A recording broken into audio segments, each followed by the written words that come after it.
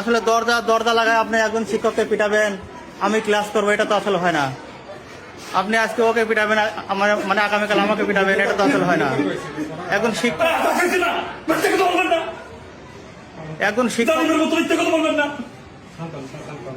না তো বিষয়টা তো প্রথমবার তো মিটেই গেল, বিষয়টা প্রথমবার তো মিটে গেছে। তারপরে আপনি কি জন্য মানে আবার ক্লাসে ওনাকে মানে অফিস সময় রাখে, মানে এটা আসলে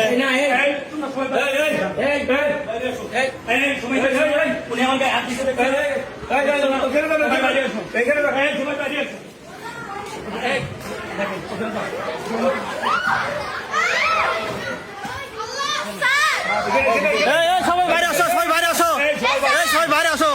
আস্তে আস্তে, খবরদার এখন মাথা মুথে একদম কাল্লা ফেলামো।